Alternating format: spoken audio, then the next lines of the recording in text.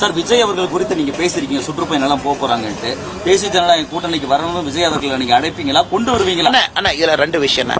ஏன்னா தேசிய ஜனநாயக கூட்டணி முதல்ல இருந்து நான் சொல்றதுங்கன்னா, விஜய் அவர்களுடைய கருத்து முற்றிலும் மாறுபட்ட வேறு கருத்து.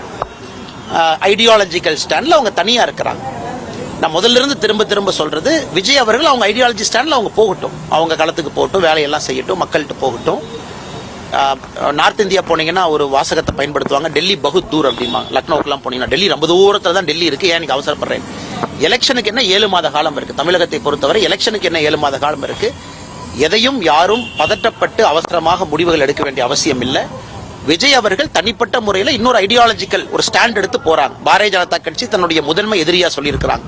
அப்படி இருக்கும் பொழுது ஒரு அலையன்ஸ் காம்பினேஷன் எப்படி பாசிபிள் எனக்கு தெரியலங்கண்ணா. இது ஒரு வெளிப்படையான பேச்சா நீங்க பாத்தீங்கன்னா கூட எல்லாத்தையும் எல்லா இடத்திலும் எதிர்பார்க்க கூடாது. இன்னைக்கு இருக்கக்கூடிய என்டிஏவை ஸ்ட்ரென்தன் பண்ணுங்கிறத, புதுசா ஒருத்தவங்க வாங்க வெளியிருக்கிறவங்க வாங்கன்னு சொல்றதை விட இருக்கிற என்டிஏவை ஸ்ட்ரென்தன் பண்றதா நம்முடைய நோக்கமா இருக்கணும்.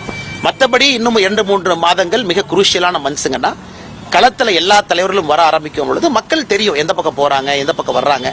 ஆளுகின்ற திராவிட முன்னேற்ற கழகம் இன்னும் தன்னுடைய பரப்புரை ஆரம்பிக்கல. ஏன்னா அவங்களுக்கு களத்துக்கு வருவாங்க. நாங்க 5 ஆண்டுகள் ஆட்சியில் இருக்கிறோம், இதை பண்ணிருக்கோம், அதை பண்ணிருக்கோம் வருவாங்க. அதனால பொறுத்திருப்போம், பார்ப்போம். நன்றி.